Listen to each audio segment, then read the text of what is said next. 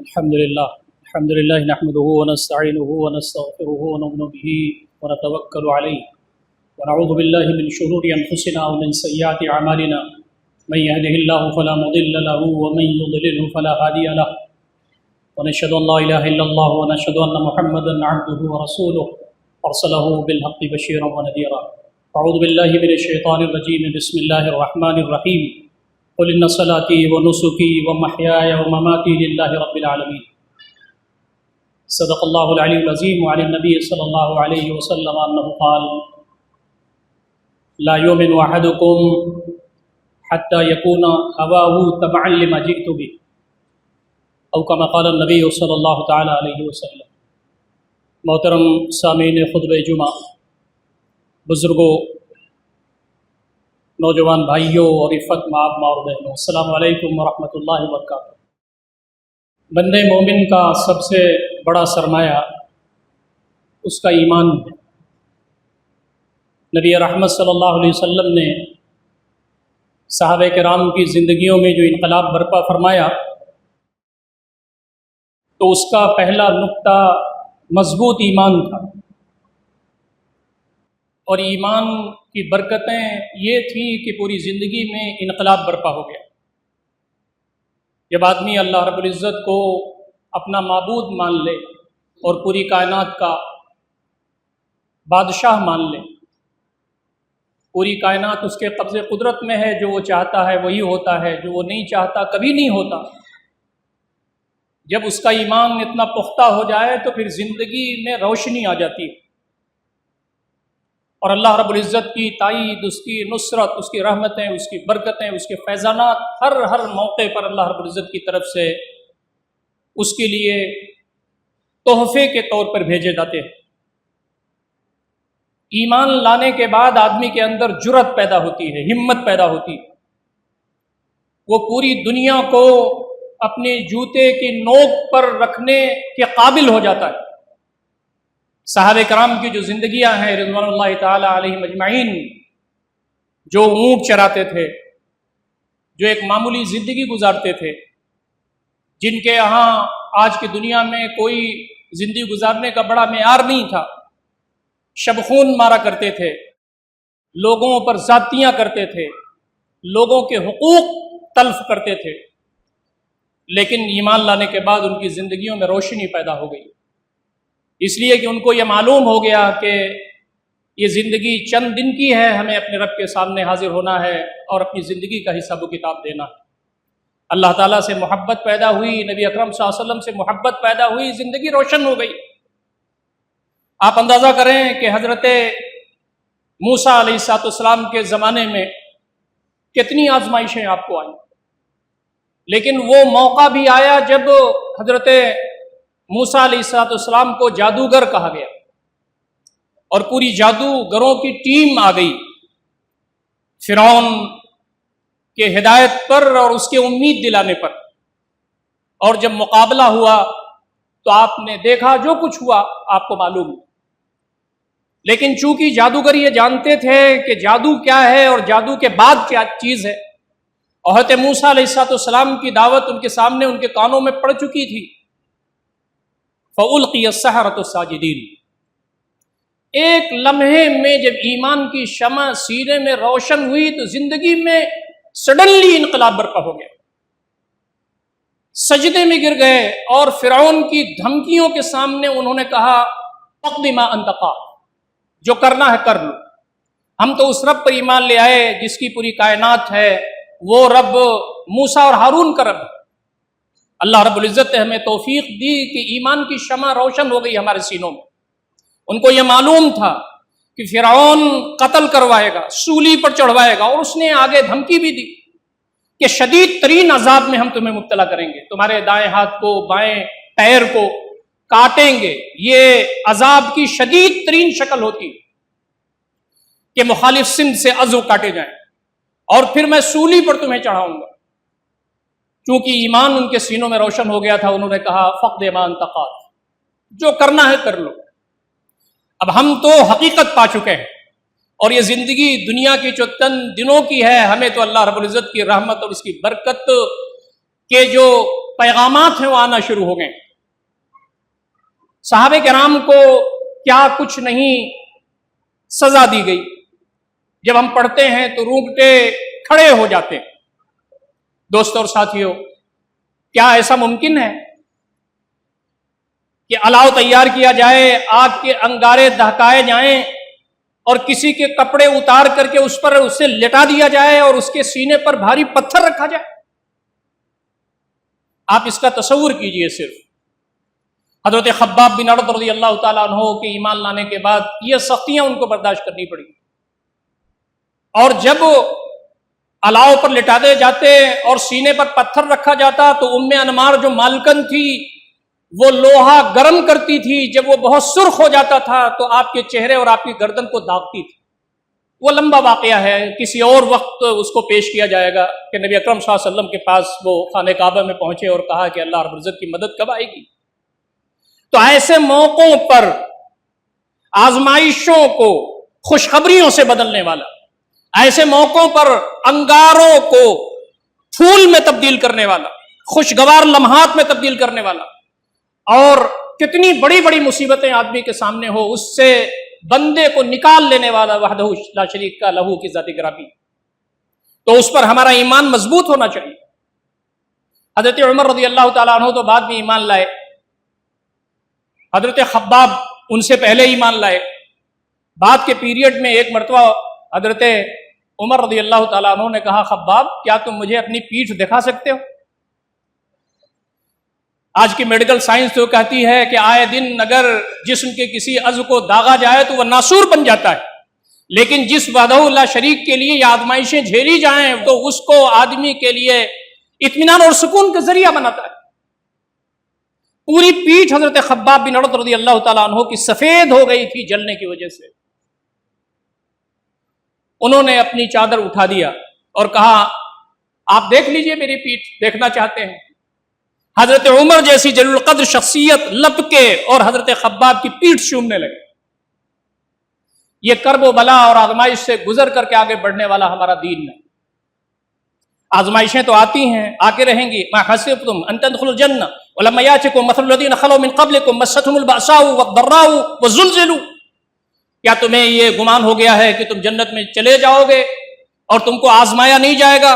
تم سے پہلے تو لوگوں کو آزمایا گیا، یہاں تک کہ آزمائش میں وہ ہلا مارے گئے، اور وقت کا پیغمبر بھی یہ بولنے لگا کہ اللہ رب العزت کی مدد کب آئے گی؟ الا ان نصر اللہ قریب، اللہ کی مدد قریب ہے۔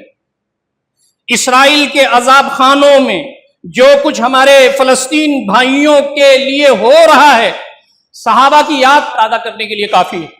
غزہ کے لوگوں نے جو کچھ بھی کیا وہ صحابہ کی یاد تازہ کرنے کے لیے کافی ہے اور ہمارے ایمان کو بڑھانے کے لیے کافی ہے۔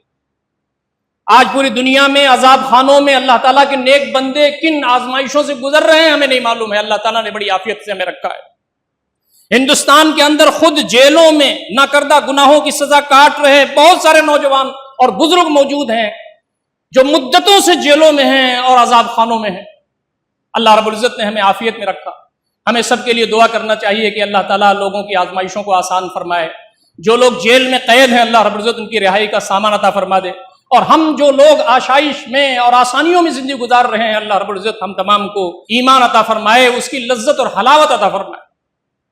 سب سے بڑی چیز جو اللہ رب العزت کی طرف سے ایمان کے بعد ملتی ہے وہ اللہ رب العزت کی محبت ہے۔ والذین آمنوا اشد حبا للہ، ہمارا سب سے بڑا سرمایہ ایمان کے بعد اللہ تعالیٰ کی محبت ہے۔ ہمارا اٹھنا بیٹھنا چلنا پھرنا ہمارے سارے کام اللہ رب العزت کی محبت میں ڈوب کر کے ہونے چاہیے۔ ہمارے علماء لکھتے ہیں کہ ایک عمل تو وہ ہے جو اللہ تعالیٰ کی محبت کے جذبے سے کیا جائے، اور وہ عمل دوسرا ہے جو اللہ رب العزت کے ڈر اور اس کی خوف سے کیا جائے۔ دونوں جنت میں لے جانے والے ہیں۔ نبی اکرم صلی اللہ علیہ وسلم مبشر بنا کے بھیجے گئے تھے، نذیر بنا کر کے بھیجے، تبشیر اور انذار دونوں چیزیں قرآن میں موجود ہیں۔ لیکن ہمارے علماء لکھتے ہیں کہ اللہ تعالیٰ کی محبت کے جذبے سے جو عمل کیا جاتا ہے، خوف سے جو عمل کیا جاتا ہے، اس سے ایک نمبر زیادہ ہے۔ اللہ رب العزت کی جناب میں جو اعمال کرتے ہیں وہ اس لیے کہ اللہ کی محبت میں کرتے ہیں۔ یہ جذبہ ہمارے اندر پیدا ہونا چاہیے۔ وہی ہے جو ماں کے پیٹ میں ہمیں جنین کی شکل میں اس نے پرورش فرمائی، ہم کو اپاہج نہیں بنایا، ہماری پیدائش کے مرحلے کو آسان کیا، ہمارے لیے زندگی اتنا خوشگوار کی کہ ہم جوان اور ہٹے کٹے ہو گئے. اب لوگ ہماری طرف متوجہ ہو رہے ہیں, لوگ ہم سے پیسے مانگ رہے ہیں, ضرورتوں میں ہمارے سامنے آتے ہیں. اللہ تعالیٰ نے ہم تمام کو سماج کے اندر ایک مقام دیا. وہی ہے جو بڑھاپا دینے والا ہے, وہی ہے جو قبر میں مونس ہے, وہی ہے جو میدان محشر میں ہم تمام کے حساب و کتاب لینے والا ہے, وہی ہے جس کے سامنے, جس کے ہاتھ میں جنت و جہنم کے پروانے ہیں. اس اللہ رب العزت سے ٹوٹ کر کے محبت کرنا چاہیے. نبی اکرم صلی اللہ علیہ وسلم کی جو محبت ہے وہ اللہ تعالیٰ کے محبت کے تابع ہے, لیکن یہ فرمایا گیا کہ تمہارا ایمان مکمل نہیں ہو سکتا جب تک نبی اکرم صلی اللہ علیہ وسلم کو اپنی جان سے بھی زیادہ محبوب نہ بنا لو. اس لیے کہ آدمی اگر نبی صلی اللہ علیہ وسلم سے اتنی محبت نہیں کرے گا, آپ کے احسانات کو یاد نہیں کرے گا, اور آپ صلی اللہ علیہ وسلم سے اس درجہ محبت نہیں کرے گا, تو اس دین کے لیے قربانیاں نہیں دے سکتا ہے. نبی اکرم صلی اللہ علیہ وسلم جس سے بہتر اس زمین پر نہ کوئی پیدا ہوا, نہ ہے نہ قیامت تک ہوگا, ہمارے دل کے رگوں کی گہرائیوں میں ایمان کا حصہ ہے. آپ صلی اللہ علیہ وسلم ایک گھنٹے بھی, ایک لمحے سے بھی چین سے نہیں بیٹھے. پوری زندگی کرب و بلا کی زندگی تھی کہ ہمیں ہدایت مل جائے اور جنت ہمیں مل جائے. آپ ہمارے محسن اعظم ہیں, وہ ان سے محبت کرنا ایمان کا حصہ ہے. لا یؤمن احدکم حتی اکون احب الیہ من ولدہ ووالدہ والناس اجمعین. تم میں سے کوئی مومن نہیں ہو سکتا یہاں تک کہ اس کے نزدیک میں اس کے باپ, اس کی ماں اور سارے انسانوں سے زیادہ محبوب نہ ہو جاؤں. اور حضرت عمر رضی اللہ تعالیٰ عنہ کی حدیث میں ہے کہ اپنی جان سے بھی زیادہ اب میں آپ سے محبت کرتا ہوں اللہ کے نبی صلی اللہ علیہ وسلم. تو آپ نے فرمایا الآن یا عمر, عمر تمہارا ایمان اب مکمل ہو گیا. آپ اندازہ کیجئے کہ ایک صحابی پکڑے جاتے ہیں اور تنعیم کے مقام پر لے جائے جاتے ہیں, اب ان کو قتل کیا جانا ہے. چھریاں تیار ہے, کڑھاڑیاں لوگوں کے ہاتھوں میں ہیں, اس لیے کہ انہوں نے بدلہ چاہا تھا ایک غزوے میں جو قتل کیا تھا حضرت خبیب نے, اس کا بدلہ چاہ رہے تنعیم کے مقام پر. لیکن جب وہ قید تھے تو ان کے ہاتھوں میں انگور لوگوں نے دیکھے. مکہ کے اطراف میں کہیں انگور نہیں ہوتے تھے, لیکن قیدی کے ہاتھوں میں انگور نظر آیا قید کرنے والوں کو. اللہ رب العزت اپنے بندوں کو پتہ نہیں کیا کیا کھلاتا ہے. اللہ رب العزت, جب اللہ رب العزت کی طرف بندہ آ جاتا ہے تو اللہ تعالیٰ پتہ نہیں کیسے کیسے اس کو نوازتا ہے کہ وہ نحال ہو جاتا ہے. یہ تو لوگوں کو دکھانا تھا کہ حضرت خبیب جن حالت میں ہیں وہ تم نہیں جان سکتے. یہ چند جھلکیاں ہیں کہ پورے مکہ اور اطراف مکہ میں کہیں انگور نہیں ملتا, ہاتھوں میں انگور کے گچھے ہیں اور اس کو نوش فرما رہے. 2 رکعت انہوں نے نفل پڑھنے کی اجازت چاہی اور اس کے بعد پھر تیار ہو گئے. ایک نے پوچھا کیا تم یہ چاہتے ہو کہ تمہاری جگہ پر محمد صلی اللہ علیہ وسلم ہو اور تم اپنے بال بچوں میں ہو؟ اس صحابی نے مرتے مرتے یہ کہا جو آج روشن سونے کی لکیروں میں, سونے کے حروف میں لکھا ہوا ہے. انہوں نے کہا سنو, میں کبھی بھی یہ نہیں چاہ سکتا کہ نبی اکرم صلی اللہ علیہ وسلم کے تلوے میں کانٹا چبھے اور میں یہاں سے چھوٹ جاؤں. آپ کے تلوے میں کانٹا چبھے اور میں موت سے بچ جاؤں, میں اس کو بھی برداشت کرنے کے لیے تیار نہیں. یہ جو محبت ہے یہ ایمان کا مظہر ہے. یہی تو اصل ہمارا جوہر ہے, یہی کل کائنات ہماری ہے. یہ کھانا پینا, مال اسباب, بیوی بچے, بنگلے, کیریئرز, بینک بیلنس, یہ پوری دنیا, یہ ساری ہماری ضرورتیں ہیں. لیکن یاد رکھیے یہ سب ختم ہونے والی ہیں. جو ہمارے ساتھ قبر میں جانے والی ہے وہ اللہ سے محبت ہے, نبی اکرم صلی اللہ علیہ وسلم سے محبت ہے. حضرت حبیب رضی اللہ تعالیٰ عنہ کو نبی اکرم صلی اللہ علیہ وسلم نے مسیلمہ کے پاس جب بھیجا اور مسیلمہ نے خط پھاڑ دیا اور حضرت حبیب کو اونچی جگہ پر کھڑا کر کے جلاد سے کہا کہ دائیں ہاتھ کاٹ. خون کا پھوارہ نکلنے لگا دائیں ہاتھ سے. مسیلمہ نے کہا اب یہ بتا کہ میں جھوٹا ہوں, محمد صلی اللہ علیہ وسلم سچے؟ بائیں ہاتھ سے حضرت حبیب نے کہا کہ تو جھوٹا ہے, محمد صلی اللہ علیہ وسلم سچے. بایاں ہاتھ کاٹا گیا, دایاں پیر کاٹا گیا, بایاں پیر کاٹا گیا, جسم کے ٹکڑے ٹکڑے ہو گئے. راوی بیان کرتے ہیں کہ جب تک زبان میں جنبش تھی وہ یہ کہتے رہے تو جھوٹا ہے, محمد صلی اللہ علیہ وسلم سچے. یہ کون سا ایمان تھا, یہ دل کی کون سی کیفیت تھی؟ سامنے موت کھڑی ہوئی ہے اور بظاہر ہماری زبان میں تو زندگی میں اندھیرا ہو گیا ہے, مستقبل تاریک ہونے جا رہا ہے. لیکن ہمارے اسلاف کا معاملہ یہ تھا کہ وہ کہتے تھے کہ اب تو مستقبل بننے جا رہا ہے. حضرت علی کہتے ہیں فزت رب الکعبہ, رب کعبہ کی قسم میں تو اب کامیاب ہو گیا, اس لیے کہ برچھی لگ گئی, اب بچنے کا کوئی چانس موجود نہیں ہے. فزت رب الکعبہ. حضرت بلال کی اہلیہ مرتے وقت کہتی ہیں وا بلالا, ہائے بلال. وہ کہتے ہیں ہائے بلال مت کہو, وا ترباہ کہو, ہائے خوشی. ہم تو محمد اور ان کے ساتھیوں سے ملنے جا رہے ہیں، پردہ اٹھ رہا ہے، جنت کی جھلکیاں آنا شروع ہو چکی۔ یہ جو صورتحال ہے یہ غیر معمولی اہمیت کے حامل ہے۔ کبھی تنہائی میں جب رات میں ہم 1-2 بجے ہماری نیند کھل جائے تو اپنے سینے پر ہاتھ رکھ کر کے ہمیں دیکھنا چاہیے کہ واقعتاً کیا ہمارا ایمان اس درجے کا ہے؟ اللہ کی محبت، نبی اکرم صلی اللہ علیہ وسلم کی محبت ہمارے پاس اس درجے کی ہے؟ نہیں ہے تو اس کو بڑھانا چاہیے۔ یہ سرمایہ دنیا سے اگر لے کے ہم نہیں گئے تو پھر وہ ابدی زندگی جس کا کوئی اختتام نہیں ہے، وہاں ہمارا کیا ہوگا؟ اس کے بارے میں ہمیں سوچنا چاہیے۔ سواد بن غزیہ ایک صحابی ہیں، میدان بدر میں اگلی صف میں موجود، اور ان کی تمنا یہ ہے کہ آج میں شہید ہو جاؤں۔ وہ بار بار صف سے باہر نکل جاتے ہیں۔ آپ کہتے ہیں استووا سووا صفوفکم، اور سواد کو دیکھ کے آپ کہتے ہیں استوی سواد، سواد ذرا صف میں رہیے۔ آپ باہر نکل جاتے ہیں، لیکن وہ بار بار باہر نکل جاتے ہیں۔ نبی صلی اللہ علیہ وسلم ان کے پاس پہنچے، ہاتھ میں ایک چھوٹی سی ٹہنی ہے جس سے صف سیدھی کر رہے ہیں، ان کے پیٹ پر تھوڑا سا ٹھوکر لگا کے کہا استوی یا سواد، سواد صف میں رہیے۔ حضرت سواد نے کہا اوجعتنی یا رسول اللہ صلی اللہ علیہ وسلم، آپ نے مجھے تکلیف پہنچا دی، میں بدلہ چاہتا ہوں آپ سے۔ وقت کا پیغمبر جو اسلام کی پہلی لڑائی کفر اور اسلام کی، وہ لڑائی جس نے اسلام اور کفر کا دھارا بدل دیا، وہ شخص جو سجدے میں بار بار جاتا ہے، جس کی چادر ہٹ جاتی ہے، حضرت ابوبکر بار بار سیدھا کرتے ہیں کہ اللہ تعالیٰ کی مدد آئے گی، آپ پریشان نہ ہو۔ اس موقع پر وقت کا پیغمبر کہتا ہے کہ لو ٹہنی، بدلہ لے لو۔ صحابی نے کہا کہ میرے اوپر صرف لنگی ہے، اوپر تو کچھ ہے ہی نہیں میرے پاس، آپ کے پاس چادر بھی ہے، چادر ہٹائیے۔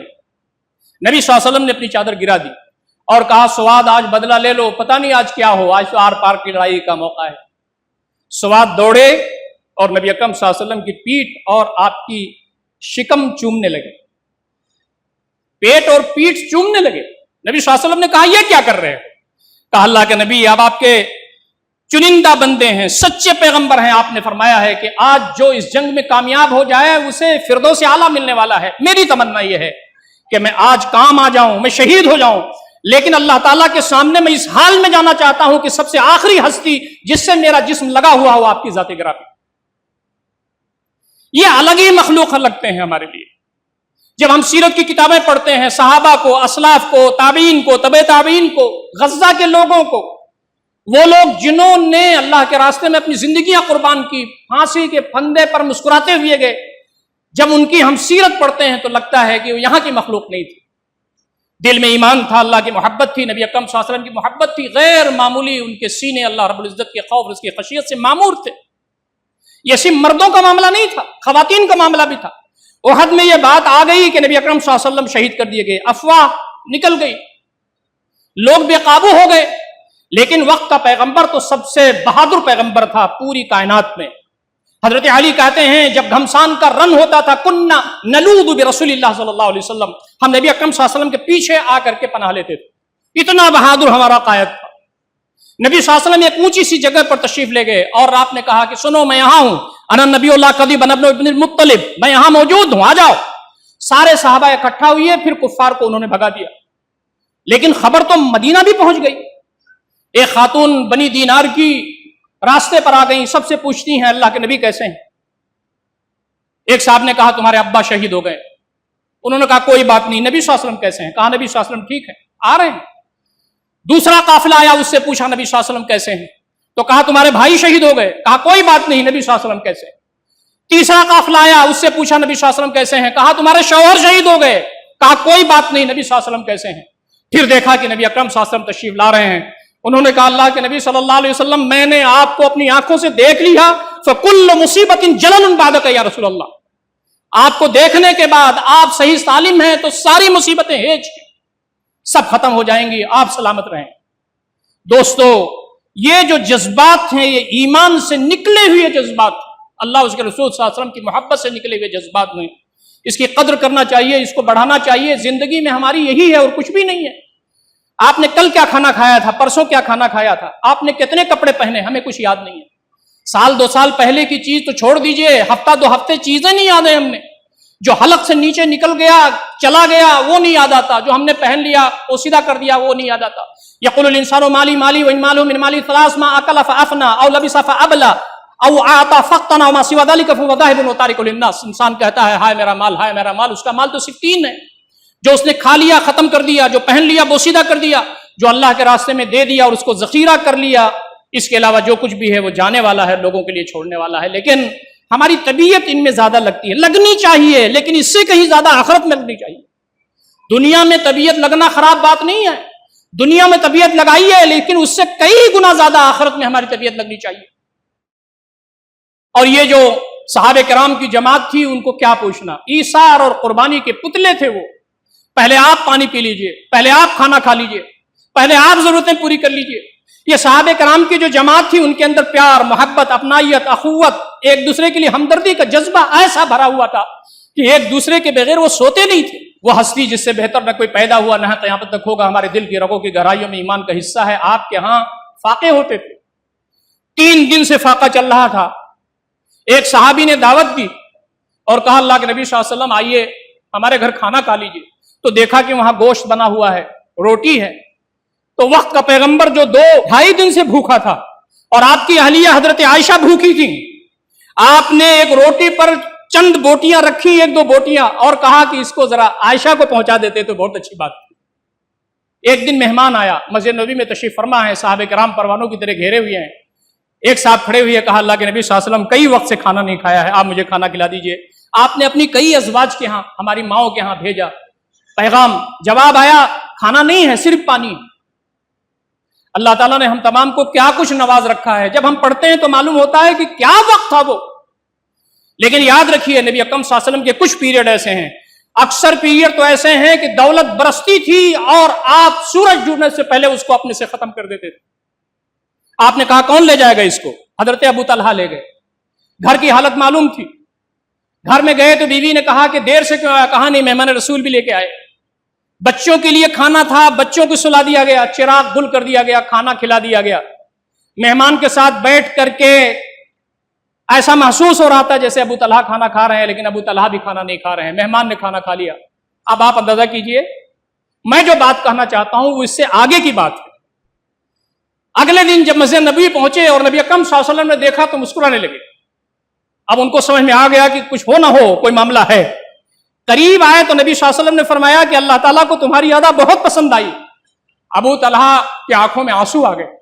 کہا کہ کیا اللہ تعالیٰ ہم سے اتنا قریب ہے جو اتنی باریکیوں کے ساتھ ہم کو دیکھتا ہے؟ کہاں وہ ایسا ہے جس کو تم گمان بھی نہیں کر سکتے، اتنا عظیم الشان ہے۔ کہا ایسے ہی نہیں ہوا، قرآن میں ایسی آیت اتری ہے جو قیامت تک لوگ پڑھتے رہیں گے، وَيُؤْثِرُونَ عَلَىٰ أَنفُسِهِمْ وَلَوْ كَانَ بِهِمْ خَصَاصَةٌ۔ وہ اپنے اوپر دوسروں کو ترجیح دیتے ہیں چاہے اس میں زحمت ہی میں کیوں نہ مبتلا ہو جائیں۔ حضرت ابو طلحہ رونے لگے۔ کھانا کھلانے کی تعلیمات قرآن مجید میں عرض کر چکا ہوں کئی مرتبہ، کثیر تعداد میں موجود۔ ہم اس جانب کتنا سوچتے ہیں اسے ہمیں دیکھنے کی ضرورت ہے۔ دوستو ساتھی، مال و اسباب کس کو نہیں پیارے ہوتے؟ ہم تمام کو مال و اسباب پیارے ہیں، لیکن اللہ تعالیٰ کے راستے میں مال خرچ کرنا، اس کی اہمیت دین و اسلام میں اتنی کیوں ہے؟ اس لیے کہ انہ لحب الخیر لشدید، مال کی محبت ہمارے فطرت میں شامل ہے۔ اس لیے اللہ کی محبت اوپر کر دی جائے، نبی صلی اللہ علیہ وسلم کی محبت اوپر کر دی جائے مال سے، تو یہ اللہ تعالیٰ کو محبوب ہے، یہ اللہ تعالیٰ کو پسند ہے۔ تو مال اللہ کے راستے میں خرچ کرنا۔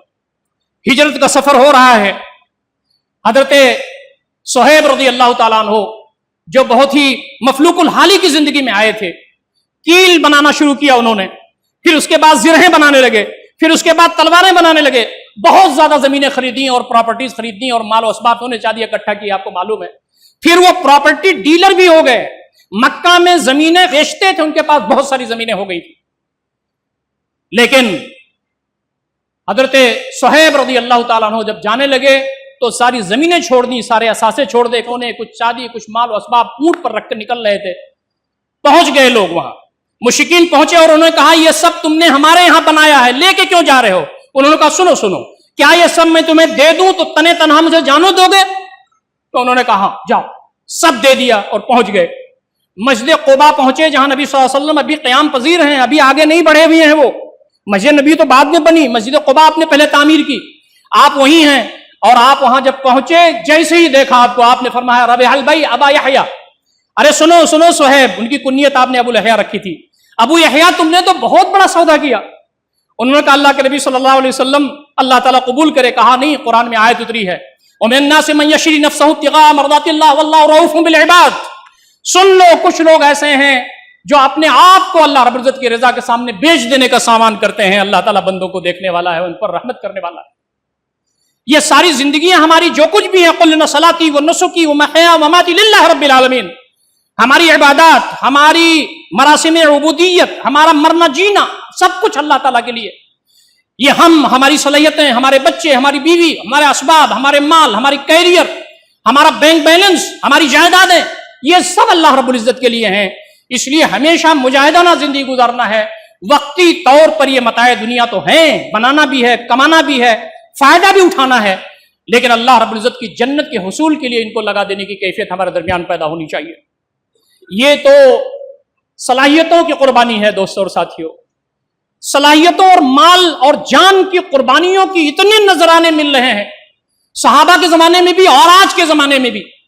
یہ جو ہماری نظر ہے اس کو ذرا کشادہ کر کے دیکھیں، آج کے زمین پر پورے گلوب پر اللہ تعالیٰ کے بندے ایسے موجود ہیں جو اللہ تعالیٰ کی محبت اور نبی اکرم صلی اللہ علیہ وسلم کی محبت اور آخرت کی تڑپ میں وہ ساری چیزوں کا نذرانہ پیش کر رہے ہیں، بس اللہ رب العزت ان سے خوش ہو جائے اور جنت اسے مل جائے۔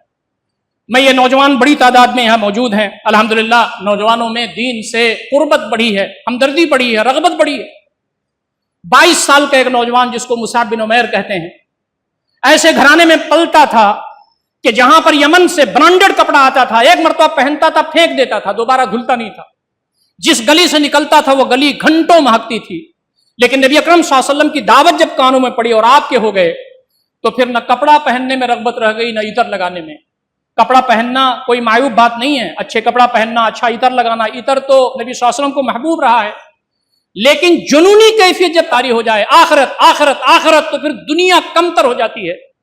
نبی صلی اللہ علیہ وسلم نے بیعت عقبہ اولیٰ میں کچھ لوگ آئے تھے، انہوں نے کہا کہ دین کی دعوت کے لیے کسی کو چاہیے، تو آپ نے ان کو بھیج دیا، اور 1 سال کی مدت میں آپ پر 73 لوگ اسلام انہوں نے قبول کیا، جس میں سرداران مدینہ شامل ہیں۔ لیکن جنگوں میں جو شرکت کا معاملہ ہے وہ یہ ہے، احد میں جھنڈا آپ کے ہاتھ میں تھا، دایاں ہاتھ کٹ گیا تو بایاں جھنڈا لیا، دونوں ہاتھ کٹ گئے تو مونڈھوں کے درمیان جھنڈا لے کے کھڑے رہے، جسم کے ٹکڑے ٹکڑے ہو گئے تو جھنڈا گرا، دیر تک گرا رہا، دوسرے صحابی نے اٹھایا۔ لیکن نبی اکرم صلی اللہ علیہ وسلم جب آپ کے پاس موجود ہیں تو آپ کے جسم کے ٹکڑے نہیں ملتے، سارے ٹکڑے اسمبل کیے جائے، گردن بھی کٹی ہوئی تھی، ہاتھ پیر بھی کٹے ہوئے تھے۔